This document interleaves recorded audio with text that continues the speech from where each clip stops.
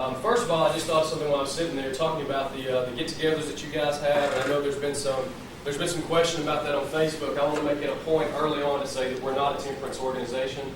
We have no opinion on the legality, morality, or even the sensibility of drinking. So I want to make that clear. I attend functions like that all the time. A lot of people in our group do.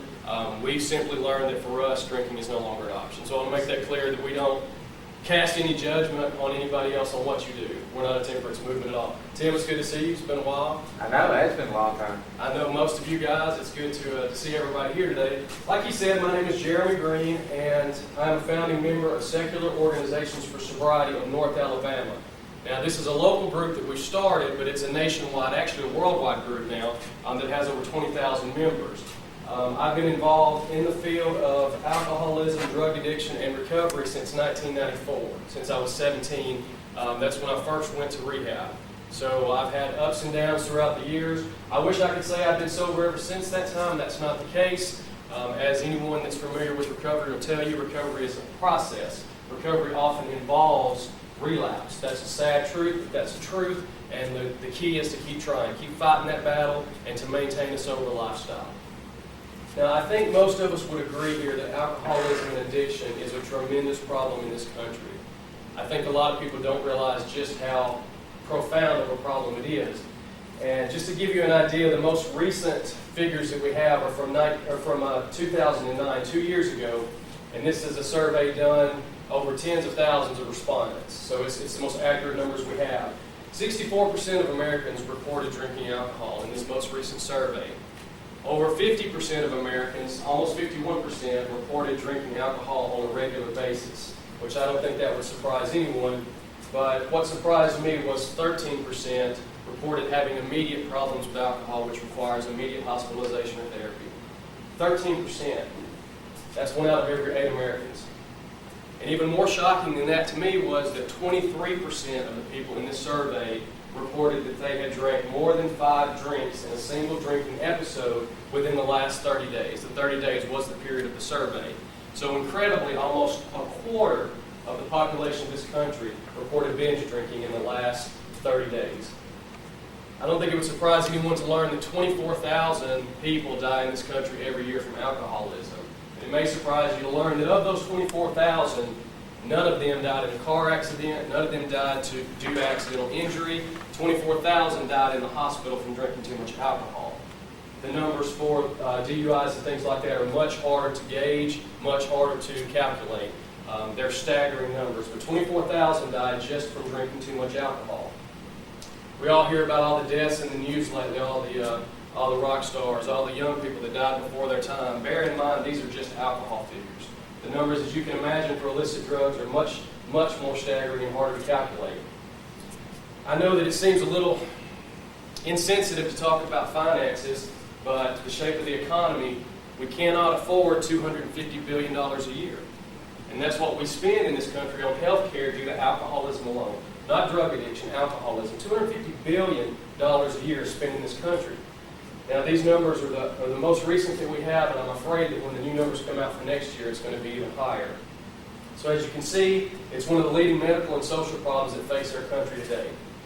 Now, when we talk about alcoholism, most of us probably know somebody that's been affected by alcoholism. Some of us in this room may even be alcoholics, may have family members that are alcoholics. But the question that we always get is, what is the definition of alcoholism? How do I know if I'm an alcoholic? How do I know if a family member is an alcoholic?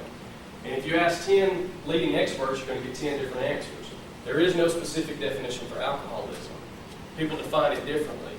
I have a really good friend in recovery. He's been sober for years now. In fact, he's my former sponsor when I was an active member of AA. And he talks about his alcoholism being an allergy. And the big book of Alcoholics Anonymous also talks about alcoholism being an allergy to alcohol. And I've been out with him at parties, and people ask him if he would like a drink, and he says, well, no, I can't. I'm allergic to alcohol. And that's usually enough. They'll just kind of give him one of these and go on about their business. But if that's not enough, and they say, what do you mean you're allergic to alcohol? He says, yes, when I drink, I break out in handcuffs, wrecked vehicles, and bad relationships. And that's funny. We can laugh at that, but the sad thing is that's true for most of us. That's true in my life. That's true for the life of most alcoholics. If I were to leave here today go to Logan's, have a steak, and decide to have a draft beer, there's a very real possibility I can wake up tomorrow in Tijuana, Mexico, in a jail cell. These are the things that happen in my life when I drink. You can't stop once you start. You have no control over the amount you take or the actions that you follow once you start drinking. Now, there are definitions out there to alcoholism. To be honest with you, most of them I disagree with. I think that when people try to peg down a definition for alcoholism, they're trying to diagnose people. And SOS, just like AA, just like the American Medical Association, will not diagnose you as an alcoholic. You have to diagnose yourself. It's a self-diagnosed disease. But the Big Book of Alcoholics Anonymous does not have a specific definition of alcoholism, and this is purposefully because again, they do not, even back then in the 30s, they did not want to classify people as alcoholics because you're the only person that knows if you're an alcoholic or not. However, the Big Book of AA does say something that's very similar, in my opinion, to a definition. It says that once you start drinking, if you have little control over how much alcohol you take, or if when you really sincerely try to stop, you find that you cannot quit drinking altogether, then you're probably an alcoholic. That's the closest that it gets on actually defining alcoholism. Now, the American Medical Association does say this about alcoholism. They will not diagnose someone as an alcoholic, but if you look on their website, it says alcoholism could be called a primary chronic disease with genetic, and we'll be back to that in a minute, genetic, psychosocial, and environmental factors influencing its development and manifestations. The disease is often progressive and fatal. It is characterized by continuous or periodic impaired control over drinking, preoccupation with the drug alcohol, use of alcohol despite adverse consequences, and distortions in thinking, most notably denial. The denial is important too. We'll get back to that in a moment. Now, it's important to note that they highlight the word progressive in their definition. They talk about the progressive nature of the disease.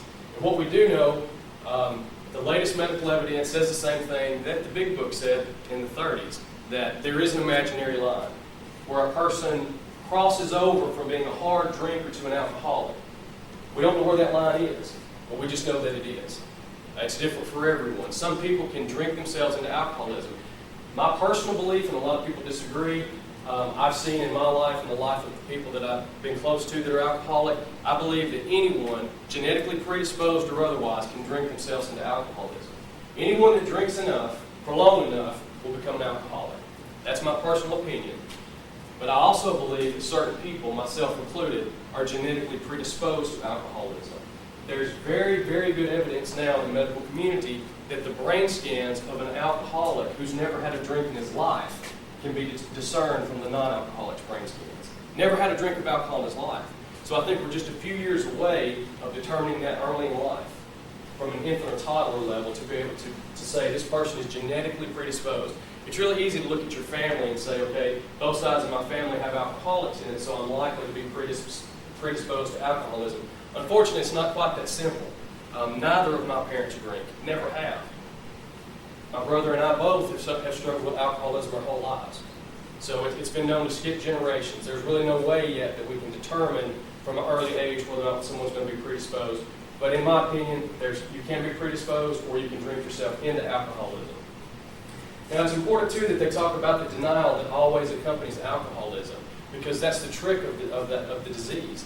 You have this disease, and the thing that the disease convinces you of is that you don't have a problem. You don't have a disease. People often say, talking about the devil, the greatest trick he ever pulled was to convince us he doesn't exist. And as cliche as that sounds, it's true. It's tragically true with alcoholism. Many people spend years struggling, suffering, dying needlessly to this disease because they can't get to a point where they are willing to acknowledge that they have a disease and that they need help. And even people that refuse to see it as a disease, even people that say this is a vice, this is a sin, this is a problem, doesn't matter what you want to call it, you have to admit that you have it going on in your life. That's why the first step of Alcoholics Anonymous is we admitted we were powerless over alcohol, that our lives have become unmanageable. You have to do that every day. That's also why the beginning of the sobriety priority, which we'll talk about in a moment, is also to admit that you have a problem with alcohol.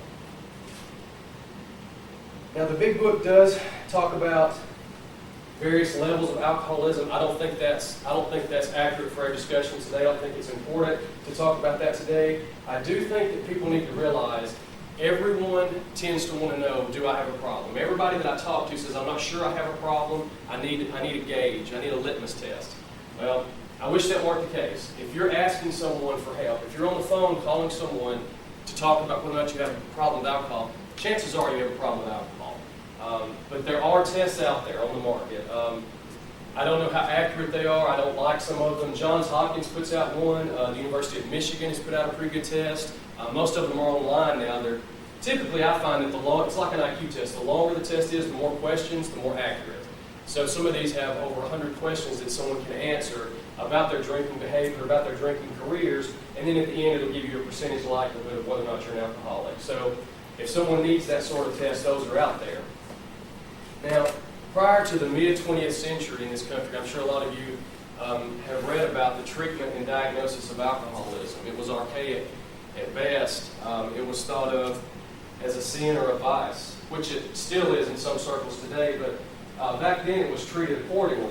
The main treatments for alcoholism were, the number one was a prefrontal lobotomy. That's what they did in this country for years, and that was considered the number one treatment for alcoholism or addiction, which interestingly was also the number one treatment for depression and schizophrenia. They kind of linked those diseases together. They went from that to electric shock therapy and then forced sterilization. Now, forced sterilization, of course, we would see as immoral, but it's interesting to note that this long ago, they realized that even though they didn't understand genetics, that it was passed on. It appeared to be passed on from one generation to another, so forced sterilization of the person who was hospitalized for alcoholism was introduced. Now, my favorite was called aversion therapy, and it's really interesting to study about aversion therapy. What they did was basically attempt to satiate and to sicken the alcoholic's desire for alcohol at the same time. They would soak his food in alcohol, mix his tea, his coffee, his milk, his water with alcohol. Everything that he ate and drank was soaked in alcohol for the duration of his stay at the hospital. And as if that weren't enough, his clothes and bed sheets also soaked in whiskey. The idea being to sicken him and make him want just pure water, beg for pure water. Now, it's hard to tell whether or not any of this was effective. It's my opinion that it did very little but to keep the person good and drunk while they were at the hospital, so they'd be easier to deal with. Now, this type of treatment continued until about 1935. 1935 is when Dr. Bob Smith and Bill Wilson founded Alcoholics Anonymous. Now, we've all heard about Alcoholics Anonymous. Most people have friends that have been. Some of you may have even been to meetings. I want to stop right here and make another point that SOS is not against Alcoholics Anonymous. We respect sobriety no matter what form it takes. I got sober in Alcoholics Anonymous. I've got friends who are still sober in Alcoholics Anonymous. We're very wary of trying to proselytize, if you will, bring people from Alcoholics Anonymous into SOS. Because we take the view that if you're already sober, if something's working, why fix it? So we don't typically go out to AA and say, okay, y'all need to leave AA and come to SOS. We simply provide an alternative. Now, with the other early members of Alcoholics Anonymous in 1935, there was a group of about 10, and they were former members of the Oxford group, which I'm sure some of you have heard about. It was a Christian organization. Now, without going into too much detail, they realized early on that they were pigeonholing their program. So they opened it up to people of other religions or the idea of your own personal conception of God, but it was still a requirement to have a belief in a higher power, a God of your choosing. Now, in the first chapter of the big book, it's called Bill's Story, and we read about a man named Ebby Thatcher. Ebby Thatcher had been a former drinking buddy of Bill Wilson. They drank together for years. Bill hadn't seen him in a couple of years. So Ebby shows up at his house and knocks on the door, and of course Bill's good and drunk. And Ebby is just a changed man. He says he's beaming from head to toe. And he says, well, what happened to you? And he said, I got sober. And he said, how'd you get sober? And he said, I got sober when I got religion. And that's where I always point out to people that want to say, Alcoholics Anonymous is not a religious program. The founder of AA said he got sober when he got religion. So to me, that's a religious program. Now again, we don't reject AA, we just provide an alternative. Now, Thatcher told Wilson that he too could get sober if he were only willing to set aside his personal objections to religion and form his own personal conception of God, or higher power, if you want to call it that. Now, it's at this critical point that SOS makes a distinct break with traditional 12-step programs. And I'm going to stop again, and I want to make it clear, SOS is not anti-AA, we're not anti-religion. We have members that are religious, we have members that go to AA and SOS. It's just that we provide an alternative. Sort of like Heath was saying, providing an alternative for people that are looking for an end-of-life ceremony that doesn't, in my opinion, go against what they believe on a secular level, as a humanist, as an atheist or an agnostic. Now, other people say that SOS is an atheist group. It's not. Other people say SOS is an agnostic group. That's not the case as well. While it's true that many of our members, especially locally so far, we're a fledgling group, many of our members are agnostic. We're not an agnostic group. We don't claim to be. We accept anyone into our group, regardless of spiritual belief. We just don't require spiritual belief. It's funny. It's like agnostic. It's almost like you. That's kind of how they get pigeonholed into agnosticism. I think people misunderstand that. Misunderstand the term. Agnosticism, of course, is from the Greek word gnosis. Gnosis meaning knowledge. The a prefix meaning without knowledge. So a simple definition to me would be that one cannot offer proof or disproof of a creator, of God. So while many of our people could be considered agnostic, we don't promote the group as agnostic or atheist. We just offer them an alternative to religious groups. Now, in the context of our alcoholism and inside the walls of our meetings, we make it clear at the beginning of every meeting that we have no opinion on the matter. We don't have any opinion on the matter of whether or not there's a God. And because we don't have an opinion on the matter of God, we don't require our members to. And I think that's where the welcome break comes in from traditional 12-step programs. Because when you go into traditional 12-step programs, and I've spent most of my adult life in them, you're told early on that it's not required, that you can make up your own conception. But then later on you realize that you have to pray. And people say in the beginning, well, your higher power can do whatever you want. You can make this group your higher power. You have to believe in God, but God can be an acronym, good orderly direction. I don't want to pray to a doorknob. I don't want to pray to a group of people. To me, that's uncomfortable. What about the people that are agnostic? What about the people that are atheist? What about the people who are Buddhist, Muslim? They have different specific spiritual beliefs that they don't want to interfere with their recovery process. They don't want to pray these specific prayers, these specific non-optional prayers, specifically worded prayers that we have to pray at every meeting. So when I finally took the blinders off and realized, okay, this group AA helps thousands of people, but let's be honest here and let's look at it for what it is. It's a religious group. And you take that one step further, separation of church and state tells us that it's illegal for a judge to sentence someone to AA. Because AA is classified as a religious organization by the Supreme Court of California. So now in California, judges cannot give people the choice of jail or AA. They have to offer an alternative. SOS is an alternative. And that's something we hope to do here in the Shoals. That's something we're working on. As you all can probably imagine, there's a lot of hurdles to that, especially here in North Alabama. So we're trying to get that done. That's one of our goals for the future. Now remember from a moment ago, the traditional programs teach that one can get sober only if one is willing to set aside his objections to religion and form a personal conception of God. And that's wonderful. We're not against that. That's terrific for those people. But what about for us? What about the rest of us? You know, are we doomed to a life of alcoholic death and misery because we cannot or will not accept a religious program or choose a higher power and pray to Him?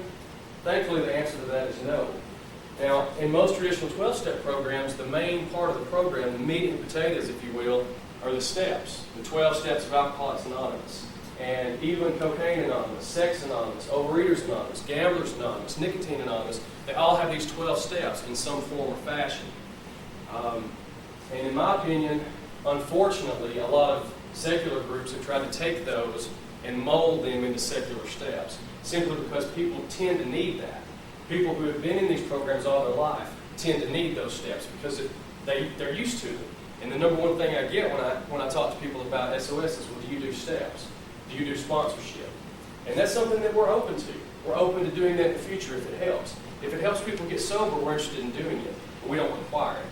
We don't require sponsorship because I don't like the idea of this guru approach to recovery. People in the program of AA, in my experience, who have 10 years, 15, 20 years sober, tend to take on a mythical role. And whatever they say is law, and it gets to the point where you have cronyism and this guru mentality that I think is not good for anyone. And also, I think it's important when somebody's got 1 day sober.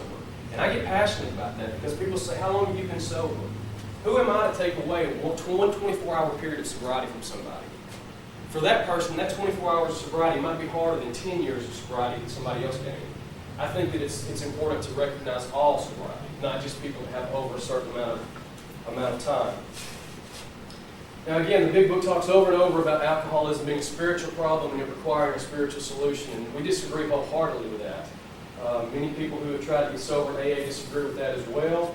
And I want to mention this briefly. The National Institute on Drug Abuse published a report. Some of you may have heard about it. Some of you that's been involved in recovery have. Principles of Drug Addiction Treatment, a research-based guide. And this report is widely accepted as the main research of the last decade on the topic. It summarizes the collective findings of over a century of addiction studies. And the very first principle in that report states the following: no single treatment is appropriate for all individuals. That's important. No single treatment is appropriate for all individuals. But yet, why do we as a society, as a court system, as a group, try to tell everybody with a drinking problem, this is how you get sober? You have to go to AA. This is how you get off drugs. You have to go to NA. I dismiss that notion. I'm standing here today as proof that there is something good in me, even though it's not God. I choose not to call it God. That I can get sober and maintain my sobriety by following a few simple suggestions without the reliance on a higher power. So, SOS basically takes a reasonable, secular, scientific approach to recovery and maintains that sobriety is a separate issue from religion or spirituality. In fact, we maintain that sobriety is a separate issue from everything else in the addict or alcoholic's life, and that's important. I'll touch on that just in a moment. We support healthy skepticism, and we encourage the use of the scientific method. In our meetings, we talk a lot about the science of addiction. We talk about practical, measurable, real things that you can do every day on a daily basis. What do I do when I start getting cravings? What do I do when somebody calls me and asks me to go out to a place that's going to serve alcohol? What do I do when I relapse? Because relapse is a part of recovery for many people. We talk about those things. We talk about, this is something that as a young group, we're struggling with right now. We talk about AA and religion on a limited basis. And I feel it's important, like Heath mentioned, I'm not someone for discord. I believe that if we're in the business of saving people's lives from addiction, that it's not the forum to talk bad about religion or AA. Now, anybody that comes in the program that's spending any time in AA is going to have some stories to tell. And so we try to limit that. We allow the person to share, but we always bring the focus back around to where it belongs. And the focus is going to be always on recovery. Now, SOS also credits the individual. That's one thing that really attracted me to the program. SOS credits the individual for achieving and maintaining his own sobriety. You get the credit. That's not the way it works in traditional 12-step programs.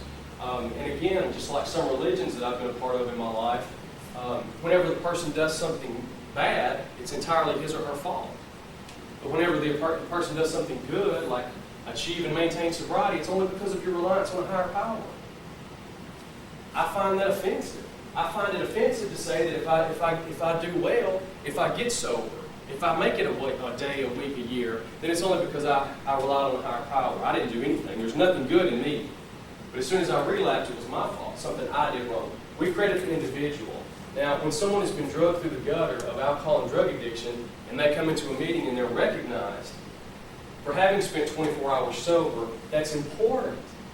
How wonderful is it that they can finally realize, I am important. I can do this. I don't have to rely on anyone else. I'm responsible, and I get the credit. The self-empowerment that comes from taking the credit for this magnificent achievement of sobriety. And believe me, if any of you have had family members, you know as well as I do, any achievement of sobriety is a magnificent accomplishment. One day, 1 year, 1 decade, it's all a magnificent achievement, and it's worthy of recognition.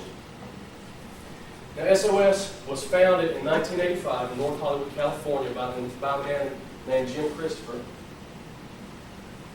And it started, interestingly enough, with an article in Free Inquiry magazine, which most of you probably are familiar with. It's I would consider it the leading humanist journal in the country. He wrote an article in 1985 in the summer edition of Free Inquiry which was called Sobriety Without Superstition. It was an account of the path that he took to sobriety in AA. Jim Christopher, the founder of SOS, got sober in AA. He just realized that for himself, a humanist, a secularist, that he had a problem, an issue with the requirement to believe in a higher power and to pray to that higher power. So he wrote this article, having no idea of the response he would get. And due to the tremendous response to that article, he formed the first group in 1985. And today we have over 20,000 members in the United States and in other countries. And like I mentioned earlier, we've gained recognition from rehab professionals and the nation's court systems as a valid alternative to Alcoholics Anonymous, and many courts have adopted a policy, that prohibits mandatory participation in programs of a religious nature, such as Alcoholics Anonymous. And I think we're getting to the day, I think it'll be soon, where AA is not a requirement for people in our court systems. That recovery may be a requirement, go to jail or get some help, but just like 20 years ago, the field of mental patients, they had very few options. Today they have more options. I think this needs to progress to the point where people like myself, people like you guys, people like other secularists, humanists, atheists, agnostic, Jews, they have a different option rather than one that's based on the Judeo-Christian God. And we're getting to that point. Now, I mentioned earlier that SOS teaches sobriety must be a separate issue from all else. This is called the sobriety priority. This is one of the main tenets of SOS. And it basically states that sobriety must take precedence over everything in your life. Over your job, over your money, over your hobbies, over your children. And people have a hard time with that sometimes, and it sounds a little difficult, but the reason is because when you're in active addiction, your addiction took number one priority in your life. It was the only thing that mattered. And secondly, if you don't do something about your addiction and your alcoholism, you continue down that path, these things are going to cease to exist anyway. The only way that you're going to keep your job, your family, your life, ultimately, is to find recovery. So it has to come first. It has to be the number one priority in your life. And that's called the sobriety priority. That's one thing that we talk about a lot in our meetings. That's the main tenet of SOS. Now, Jim Christopher, the founder, talks a lot about cognitive sobriety. Cognitive, of course, meaning knowing or learning or perceiving. We take a scientific approach to it. We're rational human beings. We like to study. We like to learn things. We like to ask why. We hear things like, just say no. Okay, why? Why should I? Mean, give me something else. You know, if you can't offer me anything in return, a good life, give me the dough. You know, we got to have an option for people to tell them why. People that are intelligent, if you just tell them, just say no, what's a kid going to do? What is the first thing they're going to do when you tell a child, don't do this? That's the first thing they're going to want to do. You've got to talk to them and provide them options. You know, it's interesting. The time that I spent some time in Turkey, I lived in Turkey for a while, they have no drinking age. Now, I'm not advocating that. I'm stating the fact. Their alcoholism rate is a fraction of what ours is. You see children walking around, 8-year-old kids with a beer. They're raised that way. It's not taboo. They drink wine with meals. So I think if we tell people, don't drink, and don't give them a reason why. Don't talk about it. Don't talk about the problems, the dangers, and just say, don't do this. I think we're missing the point. I think the Just Say No campaign can widely be looked at as a farce. But thankfully, we're getting past that today. We're getting to some better solutions. Now, he also talks about cognitive visceral synchronization. And that's just a real fancy way to say something very simple. Cognitive, again, meaning to do with the brain, learning, perceiving, thinking.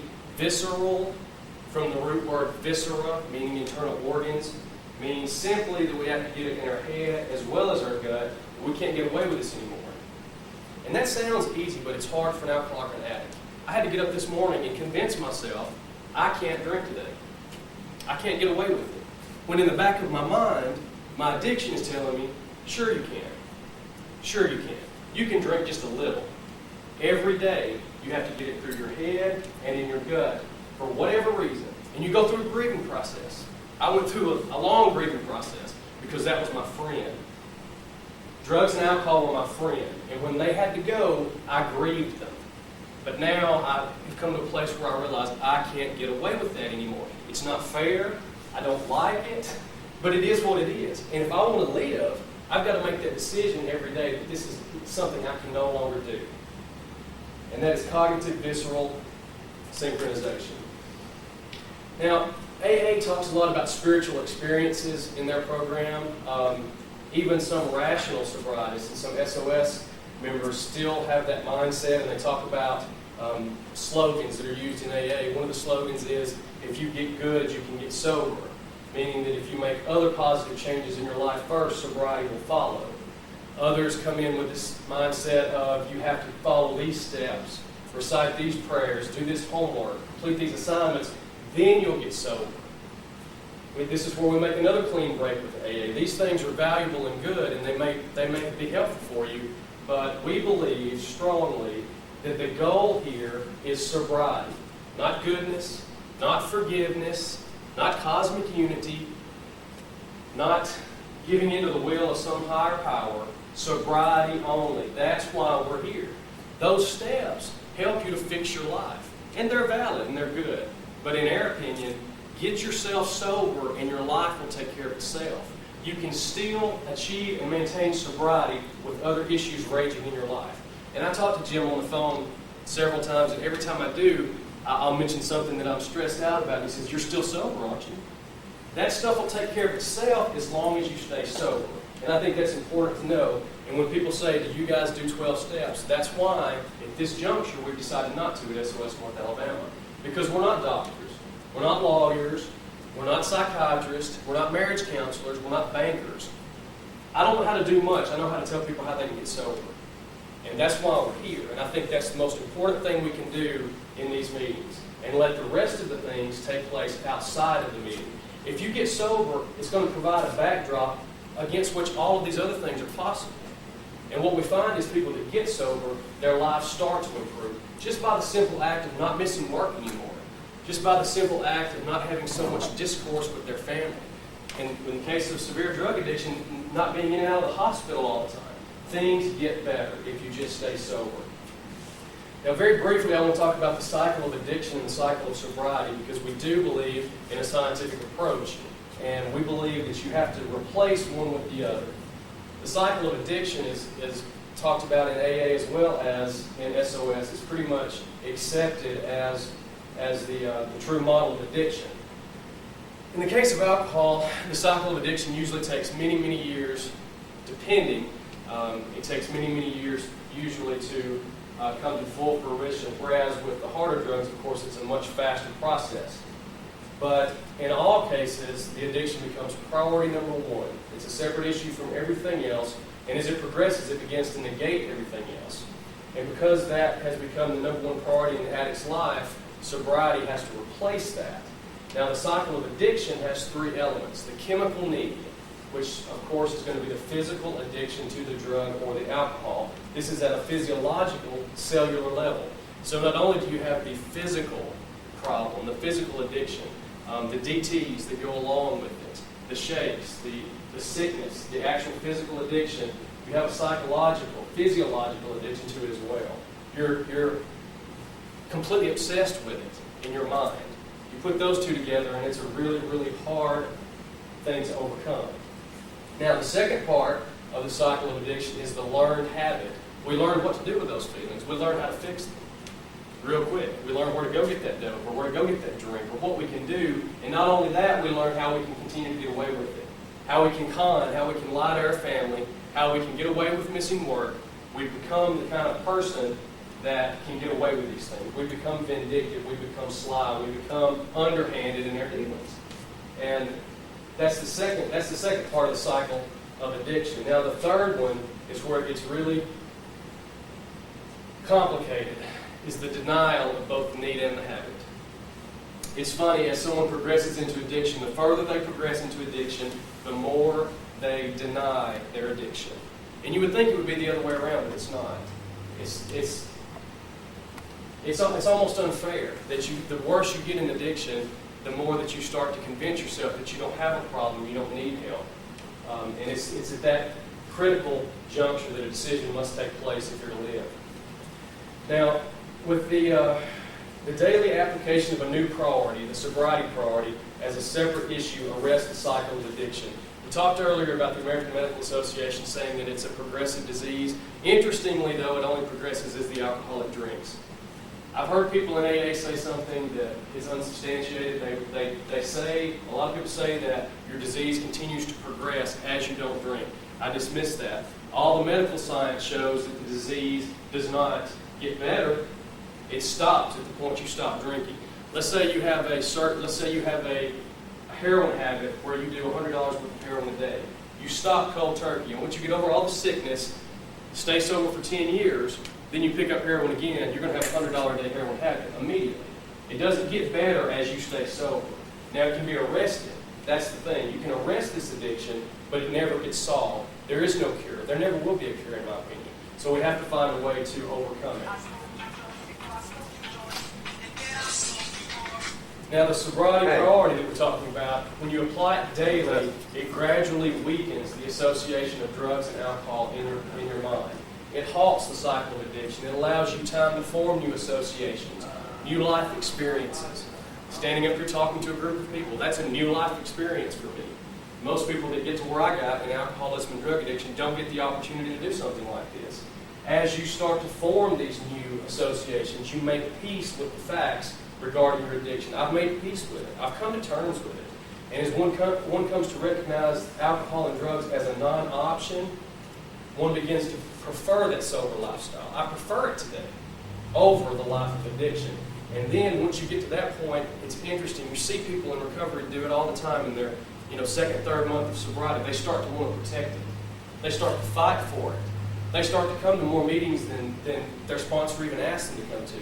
They start to call people and talk about sobriety because they realize, they start to see these new associations, they see their life getting better, and they're going to protect it.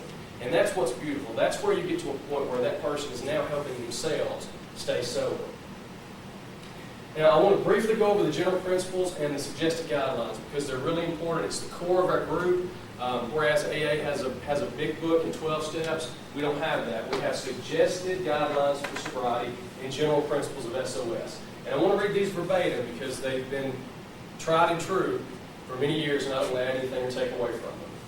The general principles of SOS. All those who sincerely seek sobriety are welcome as members in any SOS group. SOS is not a spin-off of any religious or secular group. There is no hidden agenda as SOS is concerned with achieving and maintaining sobriety. SOS seeks only to promote sobriety amongst those who suffer from addictions. As a group, SOS has no opinion on outside matters and does not wish to become entangled in outside controversy. Although sobriety is an individual responsibility, life does not have to be faced alone. The support of other alcoholics and addicts is a vital adjunct to recovery. In SOS, members share experiences, insights, information, strength, and encouragement in friendly, honest, anonymous, and supportive group meetings. To avoid unnecessary entanglements, each SOS group is self-supporting through contributions from its members and refuses outside support. Sobriety is the number one priority in a recovering person's life. As such, he or she must abstain from all drugs or alcohol. Honest, clear, and direct communication of feelings, thoughts, and knowledge aids in recovery and in choosing non-destructive, non-delusional, and rational approaches to living sober and rewarding lives. As knowledge of addiction might cause harm or embarrassment in the outside world, SOS guards the anonymity of its membership and the contents of its discussions from those not within the group. SOS encourages the scientific study of addiction in all its aspects. SOS does not limit its outlook to one area of knowledge or theory of addiction. And now briefly, the suggested guidelines for sobriety. To break the cycle of denial and achieve sobriety, we first acknowledge that we are alcoholics or addicts. We reaffirm this truth daily and accept without reservation the fact that as clean and sober individuals, we cannot and do not drink or use no matter what. Since drinking or using is not an option for us, we take whatever steps are necessary to continue our sobriety priority lifelong. A quality of life, the good life, can be achieved. However, life is also filled with uncertainties. Therefore, we do not drink or use regardless of feelings, circumstances, or conflicts. We share in confidence with each other our thoughts and feelings as sober, clean individuals. Sobriety is our priority, and we are each responsible for our lives and our sobriety. It's my belief and the belief of the other members of the group that this will fulfill a very strong need in this community, a need for people to have options in recovery. people that get to a point of desperation where they need help, they know they need help, and they're provided with only one alternative, to me is a tragedy. And I think that a lot of people, myself included in years past, the many times that I've been through rehab facilities, I've been through AA, NA programs, you're so desperate that you're willing to believe anything. You're so desperate that you're willing to take whatever's handed to you and whatever's offered to you. And then there's studies now that show success rates in AA, success rates in SOS, they vary widely. So I would say take those with a grain of salt. When you hear these people talk about these studies of prayer, sometimes people find it a little interesting that I talk about this, but I believe in the truth. And the truth is prayer can work. There's been studies that show it. Here's the caveat, though. The efficacy of prayer is correlated by the belief that that person has that the prayer is going to work for them. If the person is told in the double-blind study they're being prayed for and they believe that, then they get better. Call it a placebo effect, call it whatever you want. But if I go into AA and I'm required to pray and I don't believe in prayer, it does me no good. So I believe that an alternative is needed. We're trying to provide that alternative. We need your help. Advertising is expensive. We only promote our group from within, through donations from within the group. So I would ask that all of you, please help us to get the word out. We meet Monday and Thursday right here from 7 to 8. Everyone is welcome at our meetings. We have a website, www.sosnorthalabama.org. If any of you would like to see me after the meeting, I have some brochures that I can give you. I'd be happy to mail anyone any brochures that has any questions. I'll give you my phone number if anyone needs to call. I'd be glad to talk to them. But I believe as a sober, recovering alcoholic and drug addict, I have a responsibility not only to myself but to this community and to help people like people helped me. And as a humanist, I think we all share in that responsibility. Thank you.